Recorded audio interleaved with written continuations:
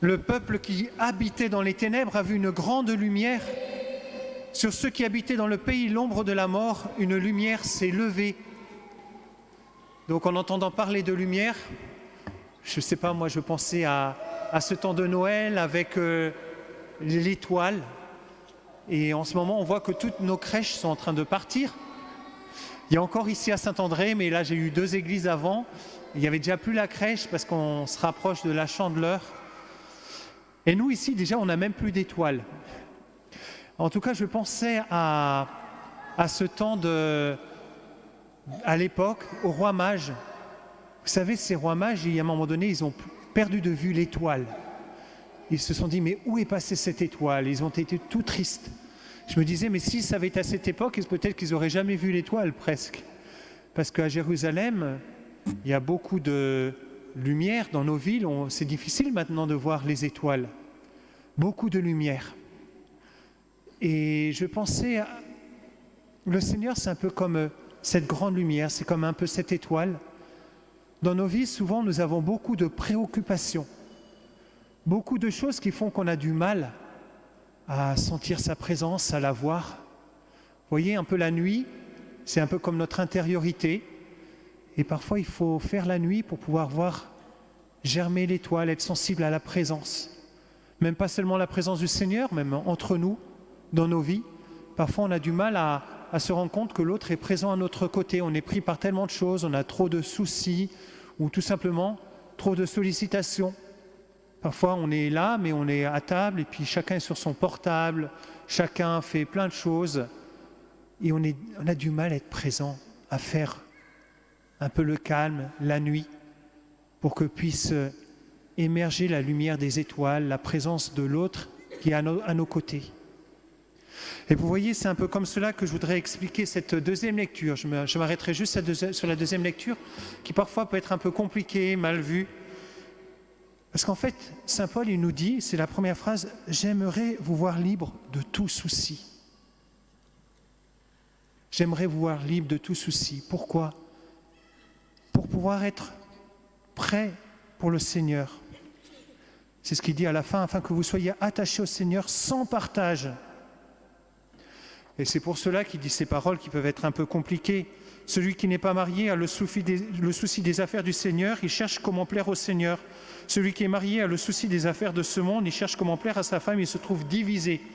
Et puis réciproquement, celle qui est mariée a le souci des affaires de ce monde, elle cherche comment plaire à son mari. Alors il dit, j'aimerais bien que vous tous vous soyez consacrés. Il est plein de zèle.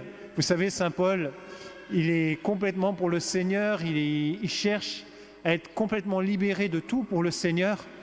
Mais il n'est pas en train de nous dire, ne vous mariez pas, puis sinon en fait on n'aurait même pas la joie de fêter ses baptêmes aujourd'hui. Non. Puis vous savez que beaucoup de premiers chrétiens étaient tous mariés. Saint Pierre, premier pape, était marié. Tous les premiers apôtres, presque, pas tous. Saint Jean, non. Je suis dans l'admiration de voir ces pécheurs. On a eu ces derniers dimanches, ces pécheurs qui ont lâché tout, alors qu'ils avaient leur famille, mais ils ont lâché leur profession pour suivre le Seigneur. Ça a dû faire un peu de scandale, parce que depuis des générations, tout le monde, on est pécheurs de père en fils, on est là, et puis d'un seul coup, ils décident de faire autre chose, une autre nouveauté. Ils lâchent tout pour suivre le Seigneur. Mais ce n'est pas évident. Et ce n'est pas évident aussi pour vous, parmi vous, il y en a beaucoup qui sont mariés, de venir à la messe et d'avoir les enfants autour parfois. Il faut s'en occuper, c'est plus difficile, surtout quand ils sont petits, d'être là. Mais ce n'est pas grave. Il y a des années, on est un peu moins disponible, mais on est là. Ce qui compte, c'est d'être là, de prendre ce temps. Puis parfois, si notre enfant il fait trop de bruit, c'est pas grave, on va un peu s'isoler. Ici, on a une petite bulle pour les autres. Mais ce qui compte, c'est d'être là. C'est d'être là, prendre ce temps. Pour Dieu, c'est important. C'est pour ça qu'il y a le dimanche. Dans la création, il y a le Shabbat qui correspond le samedi. Je ne vais pas rentrer dans les détails, pourquoi c'est le samedi, puis pour nous, c'est le dimanche. Mais vous savez, ce n'est pas que pour se reposer, c'est pour prendre ce temps. Prendre du temps en famille le dimanche, prendre du temps en église le dimanche. Si nous sommes pris par trop d'activités, par trop de choses, on n'arrive plus à le faire. On court de partout. J'entendais ces derniers temps quelqu'un qui dit « Mais je ne comprends pas pourquoi on multiplie les activités. Moi j'ai week-end scout, week-end machin, week-end truc. J'arrête pas. » Ça va prendre ce temps. Donc dans la création, quand Dieu il crée l'homme, c'est le 6e jour, la première chose qu'il fait, il le met devant le Shabbat.